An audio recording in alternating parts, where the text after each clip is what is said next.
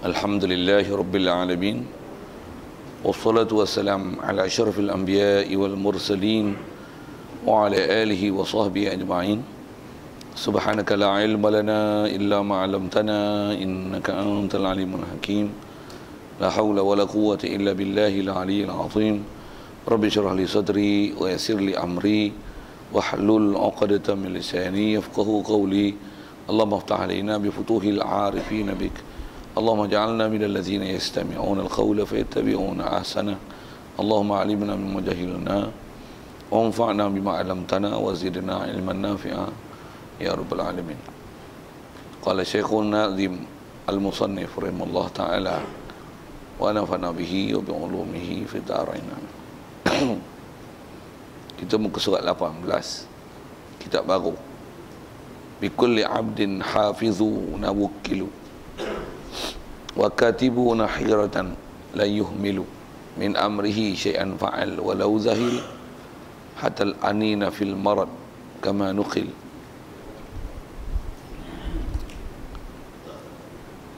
Hadirin sekalian, pertama sekali syukur terima kasih kita kepada Allah Ta'ala. Kesyukuran kita pertama sekali Allah Ta'ala masih beri nikmat hidup di hari ini. Syukur kita dapat Islam. Syukur kita dijadikan kita boleh ke masjid, boleh ke surau, boleh ke majlis ilmu, diberikan pula kita boleh ke ada keupayaan untuk memahami ilmu. Jadi jadikan pula hati sanubari kita boleh membenarkan, mengiyakan, menerima semua ajaran Nabi SAW. Dijadikan dijadikan kita pula boleh pula taat patuh perintah dia, tinggalkan larangannya. Dijadikan pula sihat, lapang masa, diberi pula keupayaan untuk boleh hadir solat maghrib berjemaah. Dan dijadikan pula kita boleh berada dalam majlis ilmu untuk boleh mendengar sambungan bacaan kitab kita daripada kitab Matan Jahrah Tauhid ni. Syukur banyak-banyak segala nikmat tu Allah Ta'ala beri ke kita, yang tak ramai orang dapat nikmat yang semua yang macam telah disebut tadi kepada mereka. Mudah-mudahan Allah Ta'ala kurniakan kepada kita dan pada mereka semua nikmat-nikmat itu. Amin. Kata musannif, bi kulli 'abdin hafizuna wukilu wa katibuna khiratan la yuhmilu min amrihi syai'an fa'al walau zahil hatta al-anina fil marad kama nukil. Asal terjemah, bagi tiap-tiap seorang hamba adalah malaikat pemelihara yang telah diwakilkan mereka itu,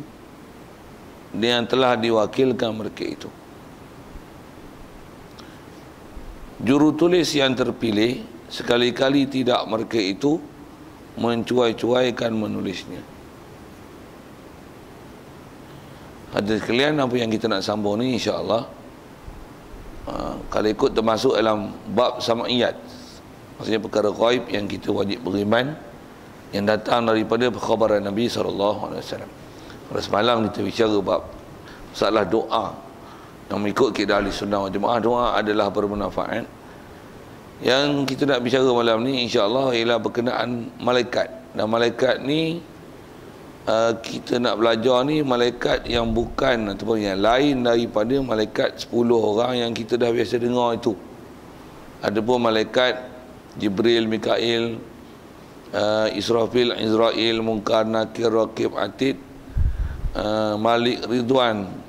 Itu kita dah biasa dengar nama malaikat tu. Yang ni dia sebut satu lagi malaikat yang kalau ikut ada warid datang daripada perkhabaran Nabi SAW, yang kita wajib i'tiqad bahawasanya sabit memang ada malaikat ini. Baik, kata dia, bagi tiap-tiap seorang hamba adalah malaikat pemeliharaan. Itu dengan terjemah. Kalau ambil bahasa Arab yang kita kebanyakan orang tua-tua dulu dia gunakan bahasa ni, apa dia? Setiap kita ni ada malaikat hafazah. Itu istilahnya. Kalau sebutan Melayu disebut dengan malaikat hafazah. Kadang-kadang sebut itu. Kalau Arab sebutnya hafazah, pasal hurutan tulisan dia ialah tulisan huruf dha. Malaikat hafazah. Melayu hafazah. Ajarlah sebutan Arab yang betul, sedap sikit dengar kan. Malaikat hafazah. Kalau belajar bahasa Arab sikit lagi, Hafazah tu apa dia? Dia adalah plural daripada singular bahasa Arab hafizun, hafizani, hafazah. Jadi asal makna kalau terjemah hafiz, jaga, pelihara kan. Cuma asal kita guna hafiz juga. Tapi hafiz kita orang yang hafal Quran. Itu kita punya istilah Melayu. Kalau istilah orang hadis, hafiz, digelar al-hafiz, ialah orang yang setidak-tidaknya mesti menghafal 100,000 hadis dengan sanad. Itu gelaran al-hafiz. Kita bicara ni malaikat hafazah. Baik, kalau gunakan perkataan tu saja pun dah cukup dah. Dan pakailah istilah tu, malaikat hafazah. Setiap kita ni ada malaikat hafazah. Kalau terjemah tu apa dia? Hafazah maksudnya pelihara dan jaga. Jadi asal dia sebut ialah wajibnya kita intiqad setiap kita ada malaikat yang jaga kita. Istilah jaga ni maksudnya ada malaikat yang Allah Ta'ala tugaskan untuk ada di badan tubuh kita ni, begitu juga di sekitar kita, yang kerjanya jaga kita. Istilah jaga tu maksudnya dia pelihara kita mengikut apa yang Allah Ta'ala perintahkan untuk dipelihara kepada kita. Malaikat tu namanya hafazah.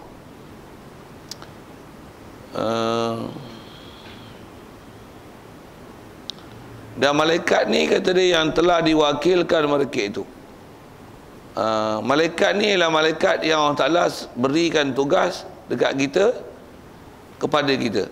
Baik, senang, mudah itu nak faham tu. Jadi asal nak bahasa kita mudah, wajib i'tiqad dekat kita ada malaikat sekeliling kita yang ada tugasan tertentu. Antara tugas tu jaga kita, namanya hafazah. Okey, itu adalah antara bab umum yang kita wajib i'tiqad dalam bab malaikat hafazah ni. Siap. Sikit lagi kalau bagi penjelasan tentang hafazah tu. Malaikat hafazah ni atas namanya pelihara, jaga apa? Dia jaga kita lah.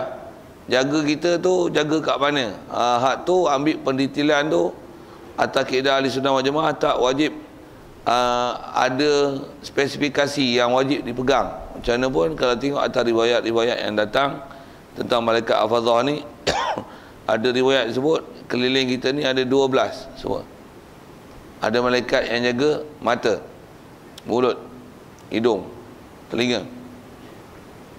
Ada yang jaga kemaluan, kubul, dubur. Ada yang jaga depan, belakang, kiri, kanan, atas. Jadi nak sebut apa ni? Itu ialah antara malaikat-malaikat yang ada sekeliling kita, yang sebagai ulama sebut-sebutkan riwayat tentang di mana lokasi mereka untuk jaga kita. Jadi istilah jaga tu maksudnya dia ada tugasan jaga. Siap. Macam mana kita belajar bab malaikat dalam urusan lain, ada malaikat yang dipanggil malaikat sayyarah. Kitab kita ni pun dia tak sebut lah tu. Ada malaikat yang dipanggil malaikat sayyarah. Apa malaikat sayyarah? Malaikat sayyarah ialah malaikat yang bersilih ganti harian, yang membawa catatan amalan kita siang malam. So, malaikat yang bersilih ganti ni ada malaikat siang malam harian, ada malaikat mingguan Isnin Khamis, ada malaikat bulanan. Atas nama malaikat tu dipanggil malaikat sayyarah. Macam mana pun sikit ke sana. Cuma apa nak sebut tu ialah asalnya nak bagi huraian sikit kepada malaikat pelihara tu. Jadi pelihara ni pelihara apa? Dia pelihara tempat lokasi kita tu ya, depan, belakang, kiri, kanan, atas, mata, telinga, hidung. Mana yang rongga terbuka ni, kalau ikut ada malaikat-malaikat yang Allah Ta'ala khaskan untuk bertugas di situ. Dia tahu umumnya wajib beriman ada malaikat hafazah. Siap. Kalau sedikit persoalan, kalau ada orang tanya yang dah ada malaikat jaga, kenapa kadang-kadang semut sesat masuk kat dalam telinga?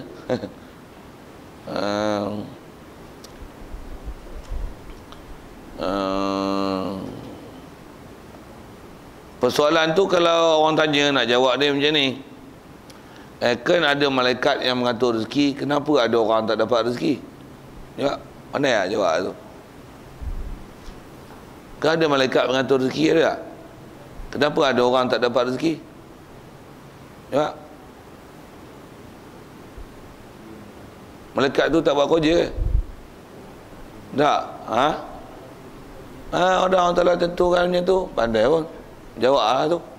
Jawab lah tadi. Macam mana boleh semut masuk dalam telinga pula? Sedangkan ada malaikat jaga kat telinga. Jawab. Jawapan yang sama lah weh. Jawab. Dan Allah Ta'ala suruh dia jaga, suruh jaga dekat tu je, semut seekor tu dia pergi masuk. Sudah. Tapi nak kata kat situ memang ada malaikat jaganya. Sudah. Dan bukanlah maksudnya bila jaga tu, maksudnya kita takkan kena mudarat sama sekali. Bukan. Macam mana kita beriman tentang masalah adanya malaikat yang mengatur rezeki, tak ada orang yang akan susah dalam kehidupan. Ada orang susah. Boleh? Faham? Jadi asal nak syarah tu, syarah perkataan jaga tu. Pasal takut nanti terfaham, ada kata ada malaikat jaga. Dan malaikat jaga kenapa pula kena bala bencana juga? Kata ada malaikat jaga kat atas, kadang-kadang ada juga orang kena timpa kayu. Kadang ada juga buahnya jatuh kena atas kepala. Jabatan runtuh sampai penyek 3 hari baru boleh keluar apa dia. Sedangkan ada malaikat jaga kat atas. Betul, ada malaikat jaga kat belakang, ada juga orang kena langgar kat belakang. Kata malaikat jaga kat belakang, samalah jawapannya tu.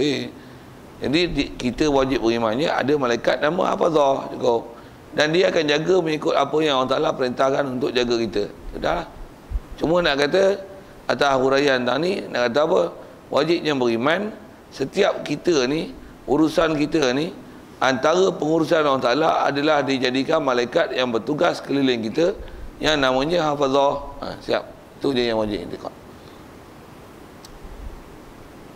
Baik. Itu malaikat Hafazah. Dan jurutulis. Kitab baru ni tak ada dan, sepatutnya ada dan. Wa katibu nakhiratan la yuhmilu. Dan antara yang kita wajib beriman bab malaikat ni ialah malaikat yang jadi jurutulis. Kalau jurutulis yang selalu kita duk belajar tu Raqib Atid lah, yang menulis kebaikan kebajikan, kebaikan dan kejahatan. Kebajikan samalah, kebaikan kejahatan.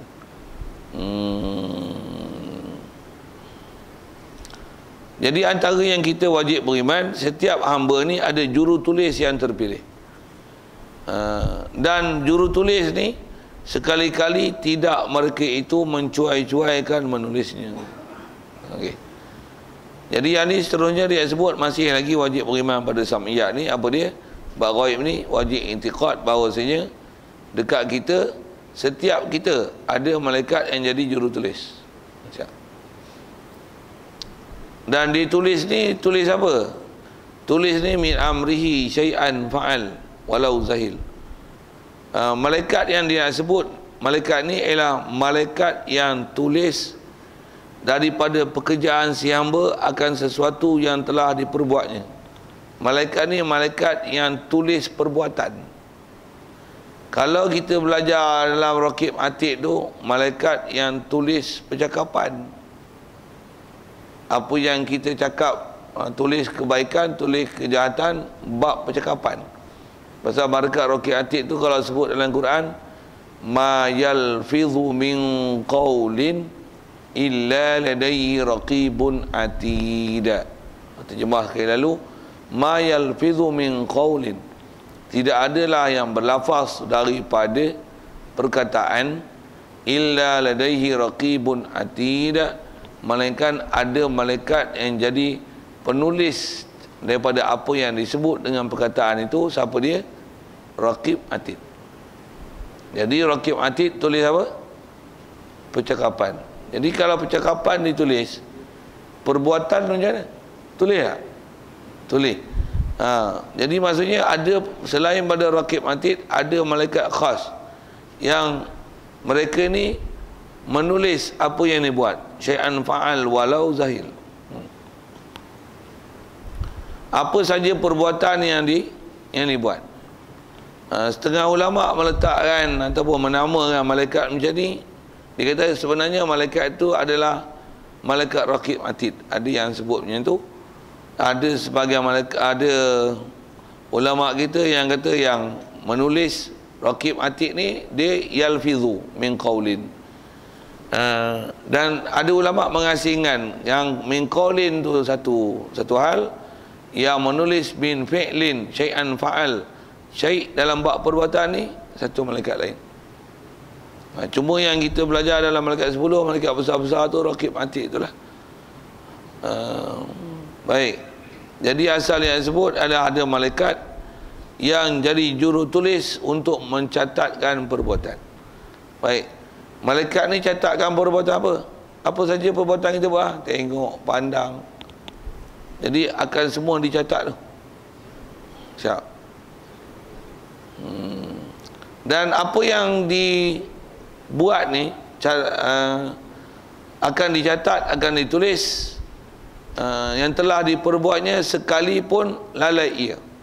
Sekalipun apa yang kita buat dalam bentuk lalai, catatan tu adalah ditulis. Dan tulis maksudnya ada buku catatan. Buku catatan itulah yang kita akan tengok akhirat esok, yang juga antara yang kita kena iman dan i'tiqad, sabit dalam Quran, sabit dalam hadis, menyebut tentang buku catatan tu.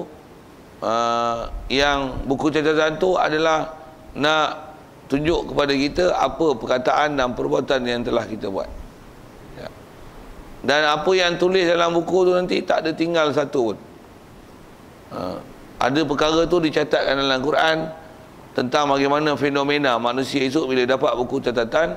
Setiap manusia, khususnya yang banyak kesalahan, dia akan rasa pelik terhadap buku catatan yang dia terima. Dia kata apa? Ma li hadzal kitabi la yughadiru saghiratan wala kabiratan illa ahsaha. Dia kata ni buku apa ni? Tidak ada perkara yang dibuat yang disebut benda kecil ataupun besar, melainkan ahsaha. Buku ni semua tulis belaka. Istilahnya ahsaha, menghinggakan dia. Maksudnya tulis belaka.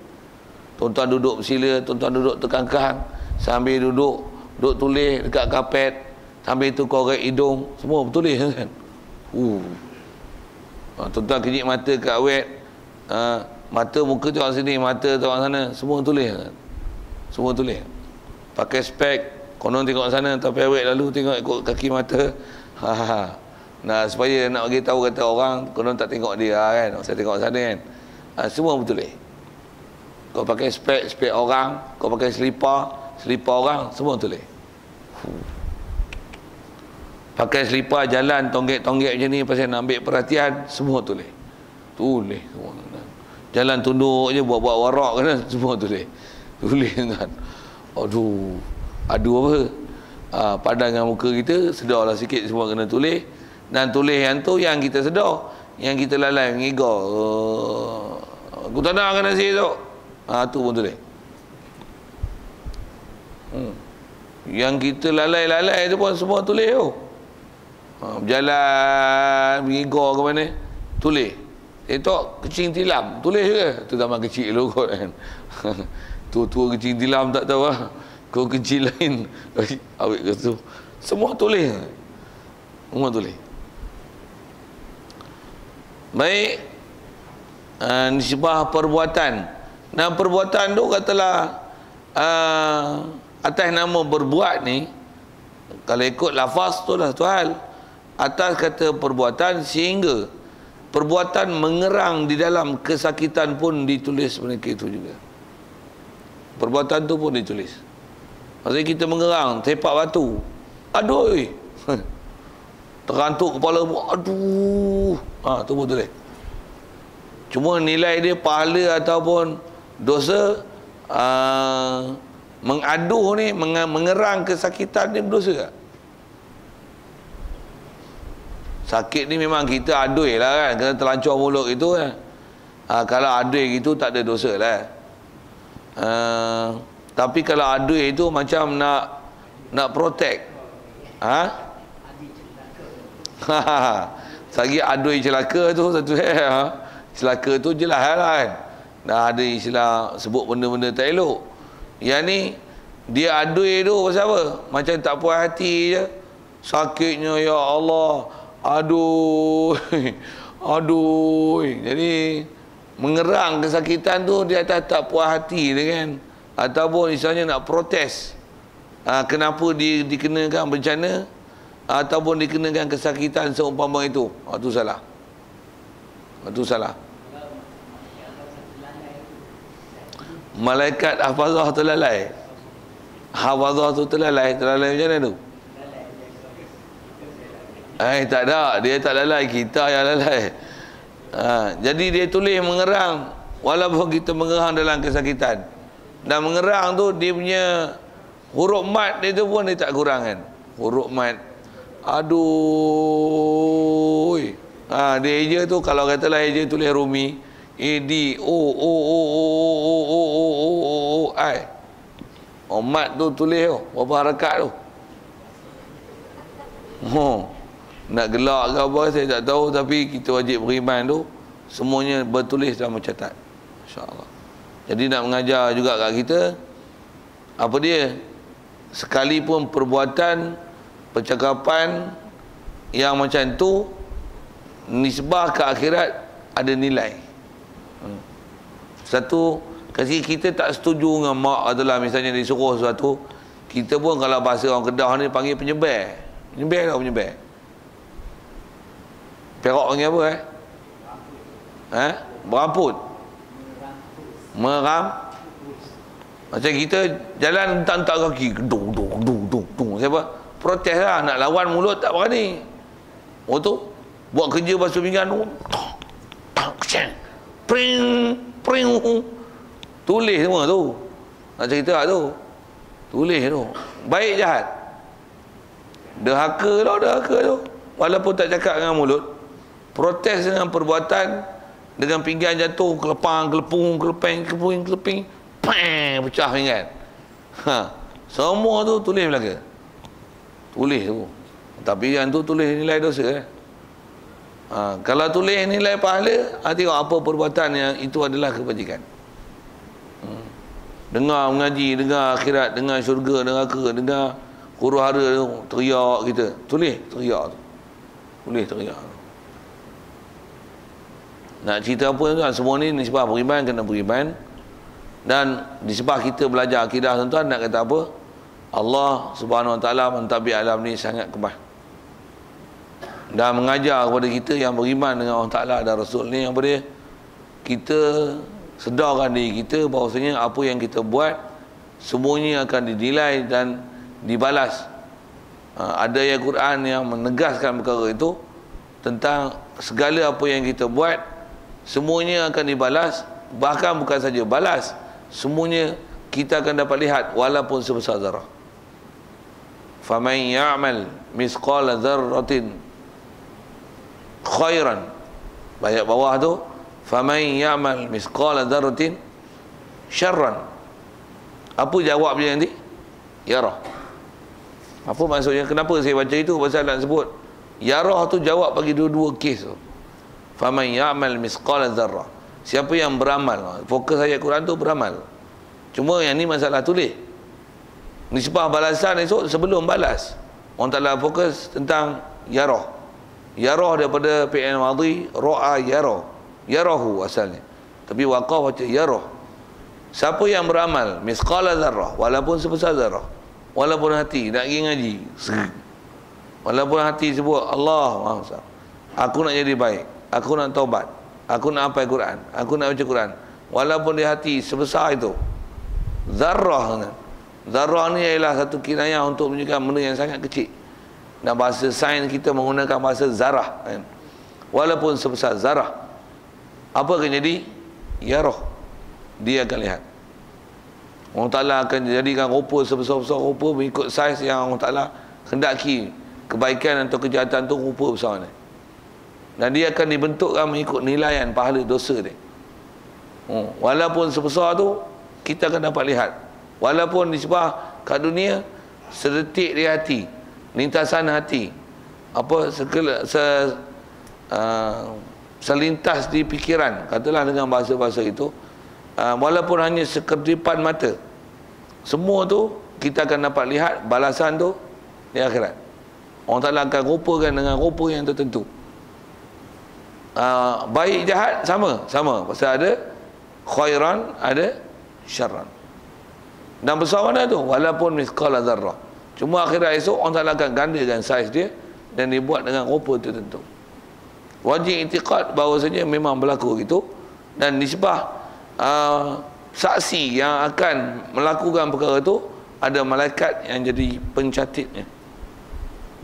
Itu malaikat tuan-tuan juga kita belajar dalam bab-bab surah Yasin apa?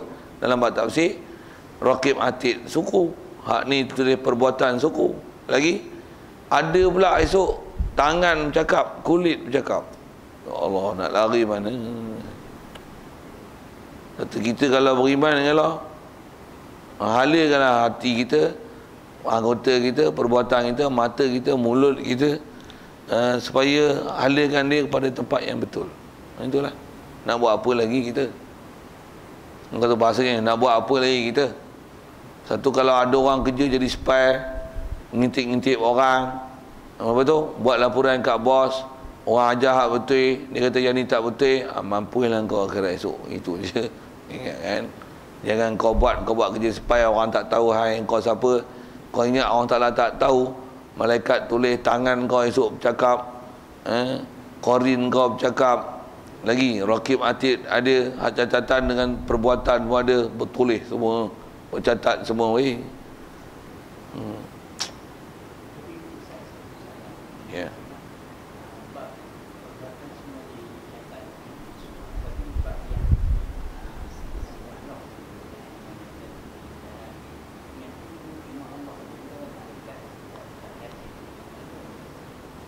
Okey, bagus soalan tu. Yang memang tertulis dan tercatat ni perbuatan dan percakapan. Adapun hati tu, kalau Allahumma salli ala. Pasal yang ditanya ialah tentang dalam hati. Dalam hati yang memang malaikat tak tahu itu adalah tentang ikhlas tak ikhlas. Yang tu memang malaikat tak tahu. Yang tu memang malaikat, Allah Ta'ala tak bagi tugas pada malaikat untuk mencatatnya. Satu, sifat-sifat dalam hati, takabur, ikhlas, riak, apa lagi, sum'ah, yang dalam hati tak ada. Tapi perbuatan catat. Angkat dada, cekak pinggang, semua tu catat. Semua catat. Mata, tunduk, lenggak kepala, terbeliak biji mata, tu semua catat. Adapun dalam hati, hati tak ada siapa tahu. Hati tak ada siapa tahu, melainkan Allah Ta'ala. Jadi pencataan tu betul lah. Jadi yang misqala dzarrah tadi tu adalah famai ya'mal. Famai ya'mal.